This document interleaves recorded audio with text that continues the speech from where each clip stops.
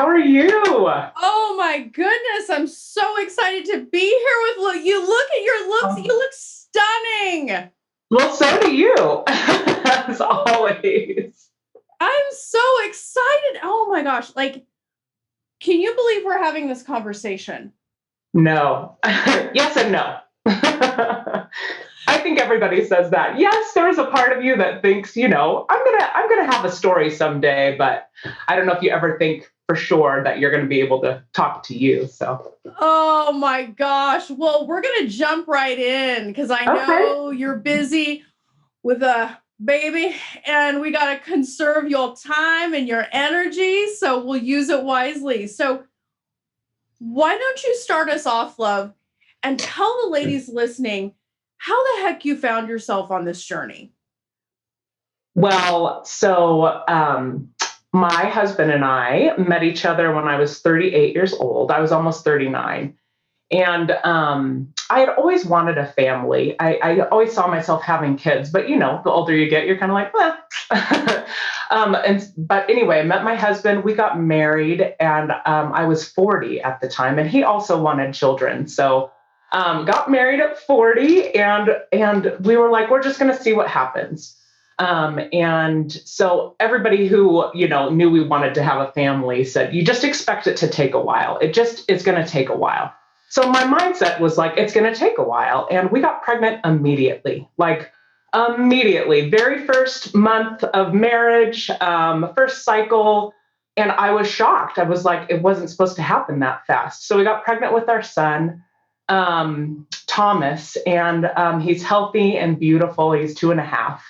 And so in my heart, I wanted more children. I just felt like there was more. And my family wasn't complete yet. And it was so easy the first time. I mean, why would it be at all an issue for me? And so I had to have a C-section with Thomas, and they said, you need to wait a year before you start to conceive again. And so I was like, I don't know about that. But so about 8, 9 months later, my husband and I felt like it's time, we'll start trying again. And I think my expectation was it's going to happen immediately again. And it didn't. And so the first month I was like, oh, that's okay. I'm still nursing. And it just might take a month or two. And then the second month went by, and I was like, wait a minute, what's happening here? And then the third month, and then the fourth month. And I was just starting to get more panicked and more stressed and more focused. Like it was just a narrow focus on this one area of my life. And it was like, it started to become all consuming. So I was a little bit more aggressive. I was like, well, time is not on our side, really. I thought that at the time, but it's like, let's go get checked. We went to a fertility clinic. We got tested. Everything was normal for both of us. So it was like, we just have to keep trying. And then I was like, well, they were really open about like you might need IVF or some support from that.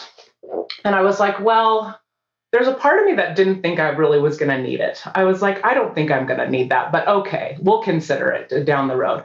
And then we kind of gave ourselves this timeline of like, if you're not pregnant by this date, then we'll consider it. So I want to say about a year went by during this of trying to conceive. And during this time, we had tried, I think, 2 IUIs that didn't work. And then in early March of last year, everything kind of shut down. So we had just really decided, okay, I think IVF is something worth a shot for us. But neither of our hearts were in it at that time. We were both kind of like bummed that we had, come to that point. Like, really, is this what we're going to do? So COVID put a hold on everything. And then later that month, I found out that I was pregnant. And I was like, oh, yay, I'm pregnant. Woo. But, there's still that worry, I think, inside of every mom, like, oh my gosh, is everything okay? And at this point, I'm 42. And, so trucking along with this pregnancy. And at 9 weeks, I started to bleed and had a miscarriage. And I was shocked. I was like, I think there was a part of me that thought this doesn't happen to me. It happens to other people, And I mean, that's just where my mind was at. So I was really sad about that, but I wasn't ready to give up. I was like, okay. So we got a little bit closer to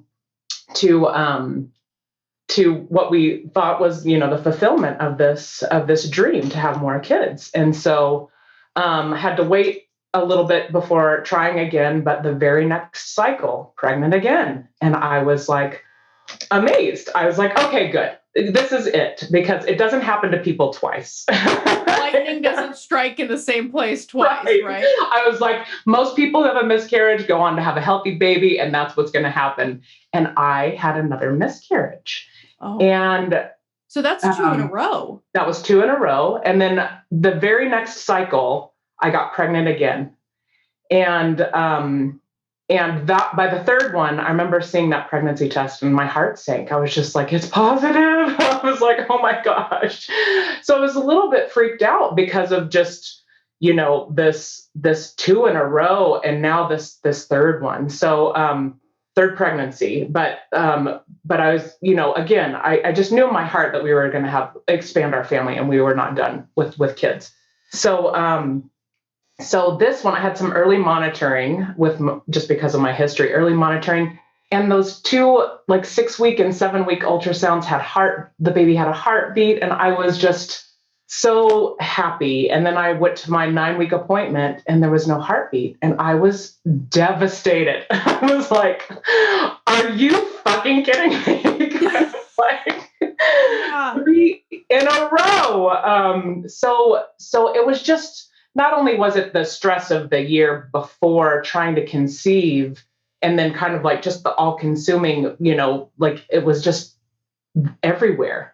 I was finding myself jealous of other people and just feeling all this shame about myself. And then I come to the point where I can get pregnant, and I know I can get pregnant, but I can't necessarily carry these babies to term. And I was I felt crushed, from that. So I think I found you in your work about a year into, it was early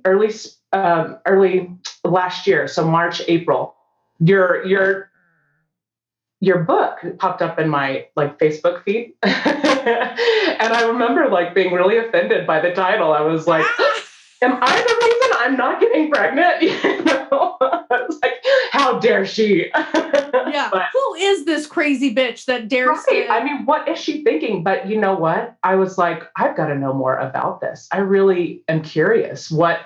I don't think I had considered that during that whole time. Really, there could be something here. And as soon as I started to read the book, I was just like, oh my gosh, she just articulated so much of what I feel like I've been through over the last year. And so I knew it was important. And then I started to listen to your podcasts, and everything just kind of started flowing from there. What was interesting, Roseanne, is that I remember putting in an application around that time, April, to work with you. And I think we had exchanged a couple of emails, but I did not get your email to get on your calendar for an interview until the week after my third miscarriage. It was the perfect timing for me to do this work with you more in depth. I have no doubt that it was the Lord's just divine timing for this part of my journey. So yeah, it was I remember I got the email and I was just like, oh, thank you, Jesus. I was like, there's hope. I'm going to be okay. I know this is what I'm supposed to do next. I have no doubt that this is right for me. So that just gives me goosebumps. Isn't it awesome? It was so the Lord. Yeah. I'm when I think to myself about how this works and how because obviously when the student is ready, the teacher appears. Right. And sometimes this teacher appears in a bizarre way and sometimes in a very unusual way. But think about when I hear you articulate this experience in your life, it really, when I think about where you were at that point, 3 miscarriages in a row, can't get past 9 weeks. Like, I can't, like, when I think about where you were then, and then where you were when we spoke, and where you are today, it is nothing short of a quantum leap, like a quantum leap and transformation. Like, it's very humbling as an observer to see that. So let's talk about that. Like when when we first spoke, you already had read my book, you had been listening to the podcast, but tell these ladies listening, what was it about doing this work? Because you're an educated professional woman. You also have strong faith. It could have been really easy for you to say, I don't need all that. I don't need all that. That sounds like woo woo crazy stuff. Like, what was it for you that was, that really, what was the thing of like, that was awakened in you that brought you to this place? Sure. Well, I think the biggest thing for me was that I had lost my joy. I had lost, the joy in just living. And I felt stuck. We rely on what we think we know. And a lot of times we just need the help of somebody else to come alongside us and really kind of, pull back some of the blinders or the things that we can't necessarily see. And I knew that I was in this place where like I just felt like I needed some additional support from you and the work that you do to help me honestly just start living again. That's really what my goal was. I was like, I just want to live again. I want to have my joy back. I don't want to waste my days. Life is short, and I have this 2-year-old son who's awesome, but I'm not fully living the way that I want to. And I knew there was a piece that you had and the work that you were doing to help me just move past that. So really that was my goal. And that's why I really felt like it was important for me at that time to do the work. So what an interesting thing though, because think about what a stroke of brilliance that was for you to know instinctively that you getting your life back when you're trying to conceive a new life was important. Totally.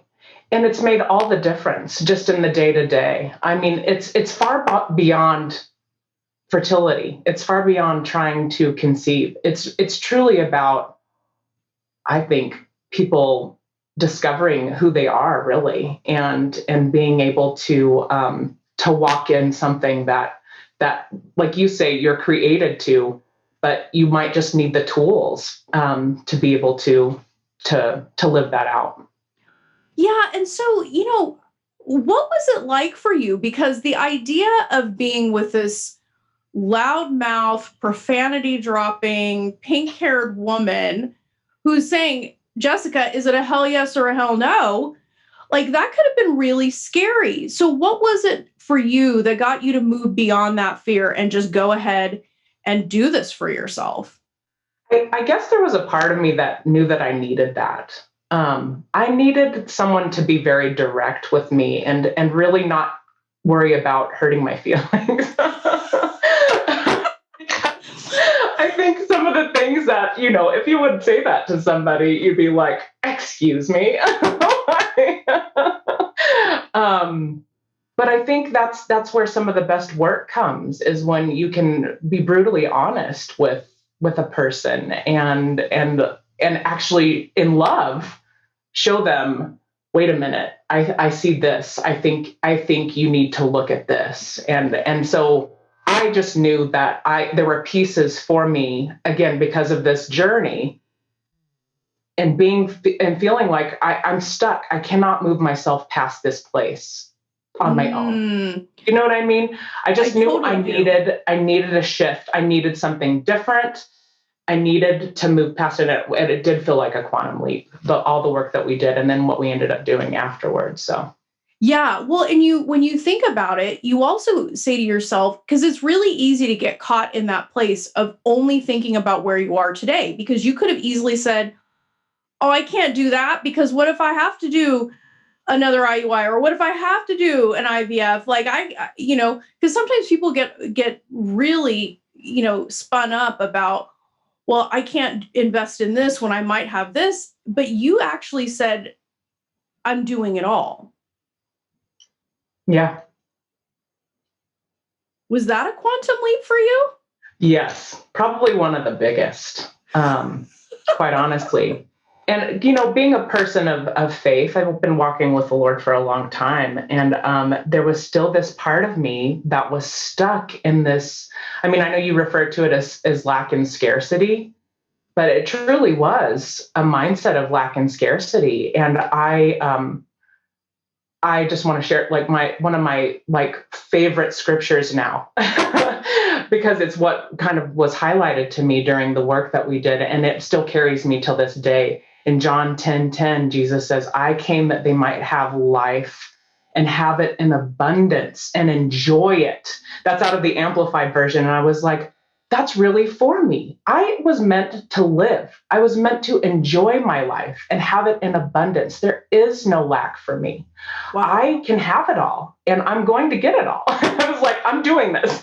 So ooh, I definitely felt that in my spirit. Like when you said that, I'm like, It's so powerful, and it's on my vision board, and I look at it every day because it's a reminder. You have to be reminded because it's really easy to get back into that limiting place where it's like, no, that's not for me. Well, it's like, no, you really, it is discipline, but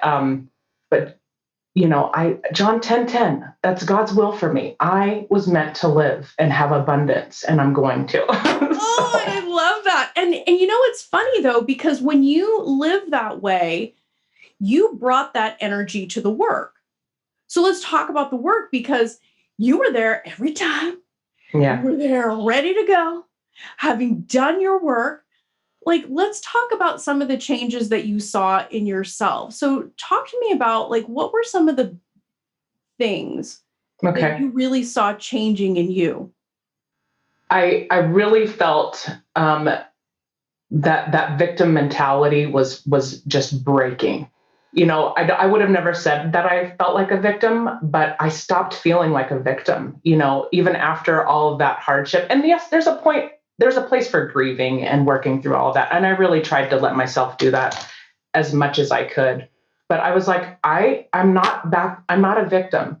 And I also really felt like, the power is within me to choose.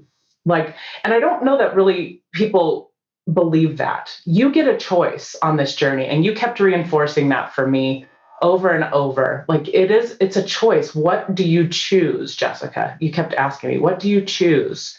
And I was like, no, wait, this is a choice. I do get to change. So I really saw myself exercising the change in the mindset, the choice, like changing the channel. I remember that was one of the tools you gave us. I was like, I saw I had to do that a lot, change the channel. But the biggest thing I think, and this is just like till this day, what I do is that gratitude. I started to be thankful for every single thing that I had.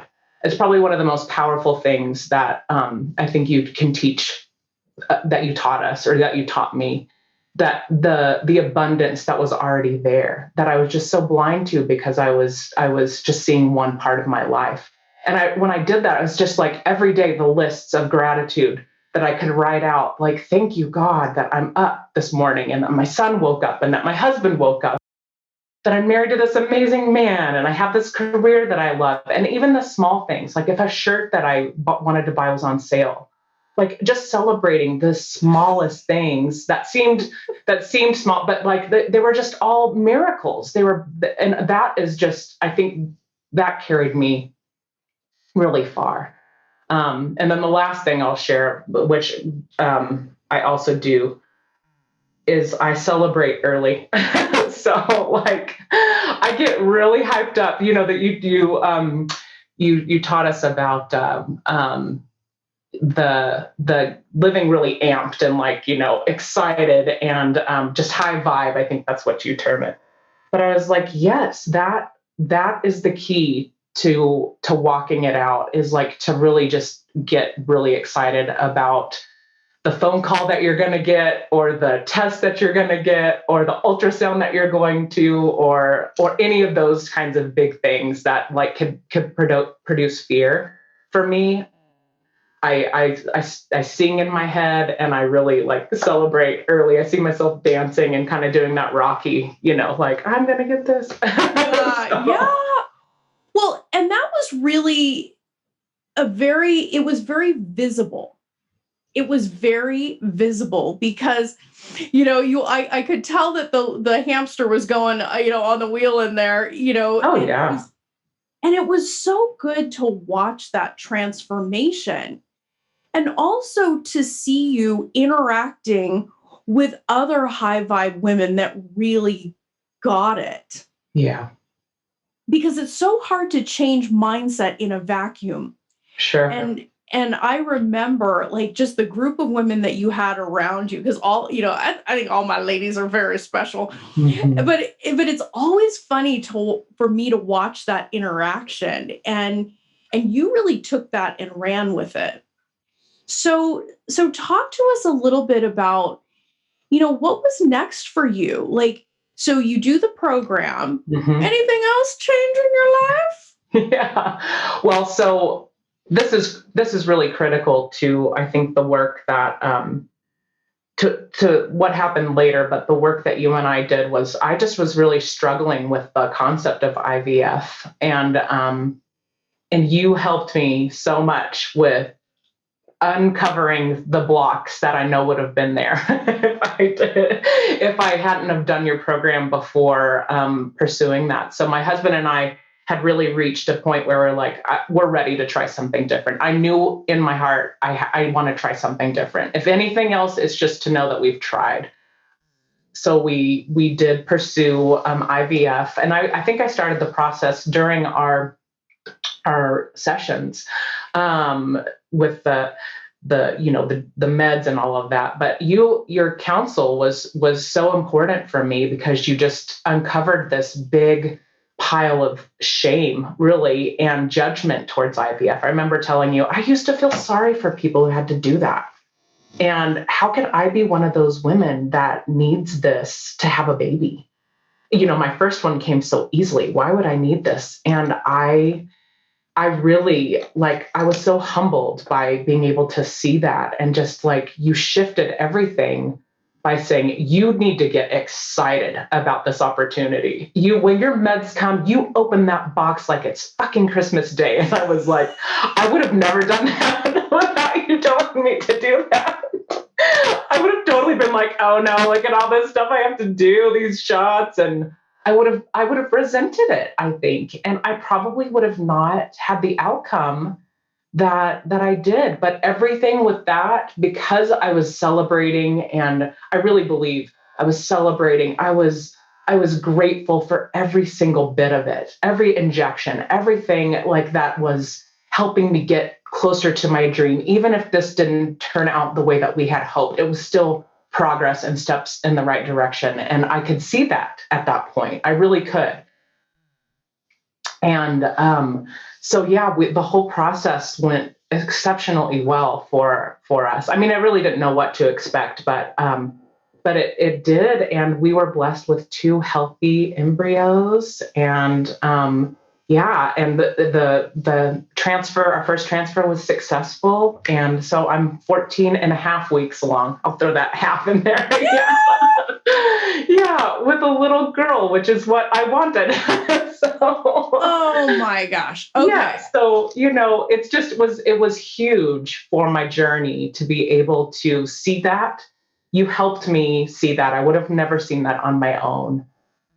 That was a huge block. And for this, I believe, I don't even want to know what it would have been like if I hadn't have done your program before getting there, that I don't know if it would have been the same outcome with IVF. So, well, yeah. And think about it. Like, I really want you to take a minute to take some really important credit, because you moved a monolith in your mind because you went from being in a place where you felt sorry for someone. You found the story that you had this incredible judgment against having support Yeah. to help you have this baby.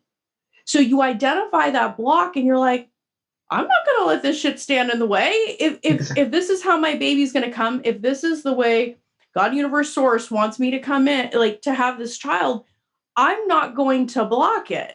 Exactly. And think about, like, you're pregnant with your daughter because you moved past that block. I firmly believe that. I feel like it was such a gift to us. This technology, this ability to be able to get the support that we clearly needed to be able to, expand our family. And my heart was definitely in a place of, no, that's not for me. I don't need it. I can do it on my own. But I think just with the journey and how it played out, I just saw it as, man, what an amazing blessing. And my respect for women who do IVF is like, through the roof. That is no joke. There's a lot involved and so it's just changed a lot of the way that I view everything with fertility. So. And think about the self-acceptance that you had to find in order to receive that, because that was huge for you as well. It was. Like I said, just that shame, I think, and like removing that from my life, like, and even with not just the, needing IVF or pursuing IVF, but just with the whole journey of this, of fertility being delayed is what I like to say. Yeah, look at you. I mean, because you were 42 when you had your third miscarriage. Mm-hmm. And when you give birth to your daughter, you will be 44. Dang! Yeah. I mean, like, isn't that just gorgeous? It's amazing. It's crazy the stories we set up. Yeah, it is. And I think, that's another block that gets removed when you do this work, is that it doesn't matter how old you are. Because honestly, we have another healthy embryo and we're planning to have that baby. So it's like, oh my gosh. I know. My husband said, it's the child we would have never had. Yeah.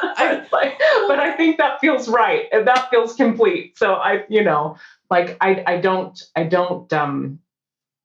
age is just merely a factor, and it is something to consider, but it really can happen. Right. And you certainly didn't allow yourself to be confined by that. And no. I think there's another really interesting point too, is that you didn't get into the victim story that you want too much. Yes. Yeah. I love that about you too, because you could have easily shrunk back and said, well, I already have a son, or, you could have told that completely low vibe story, but there was something in you that said, no, I want more. That's right. And here it is in the Bible. That was, for me, like, I was like, this is biblical. I'm supposed to have it all. Yeah. I mean, but I love that you take that stand, because you're also going to be able to teach that to your children. Yeah. Wow. And that's crazy, because you completed the program and then you did your transfer. Mm-hmm. So I did. Yep. It was a matter of weeks or months. Well, so we did the retrieval. I think around the time that we wrapped up my 8-week session. That's right. And then there's a waiting period for like all the testing and all of that stuff to come back. So we transferred in early February. So it was a couple of months afterwards. Yeah. But all the while, because in that whole process, you're waiting for phone calls from doctors to tell you, the results of all of these things. And I just was like, no, this is going to work. I know. Well, so you're a woman that made good on this. You're like, I'm going to do this. Yeah. In the next 12 months. And you did it. You became the woman that did it. Yeah. Wow. Yeah. But it's like, my vision board has all of that stuff on it, think and no wonder. And act like a woman who believes, or a woman who succeeds is what I meant to say. And I was just like, yes, this is for me. And I kept reinforcing those messages, like, and I also read the book, the Great Leap. No, The Big Leap. The Big Leap. Yes. Yeah. I really appreciated as well, because just to reinforce it, and then some of those books that you and I talked about, reading, Joyce Meyer and stuff like that. Just kept feeding it, and just really trying to remind myself every day, this is what is meant for you, and just keep going. I have to write it every day or often. Keep going. Keep going. Wow. Yes, don't stop. Keep going. Wow. So what would you want women listening to know? Like, think about this entire experience is just so miraculous, and it's such a beautiful one. Not only what you created for yourself, but who you became and are becoming, what you're going to teach the family, how you're going to lead the family, so many things. So what would you say to a woman who maybe had, has had a history of failure and just maybe doesn't trust herself, or is too afraid that this is not for her, or this is woo-woo nonsense, or all of the other ways that, we can create blocks, or we can listen to voices that are not, ones we should be listening to? What would you say? I would certainly say that it is for you to have this, and it was created for all of us. I feel like, if you've lost your joy, if you've stopped living, if you feel like you can only see this one area of your life, it's really, I think, you'd be doing yourself a huge favor by looking at the mindset piece for yourself on the journey. And if anything resonates with you about what Roseanne says, or what you hear on podcasts, that it's probably calling for you. It's probably like reaching out for you. And that,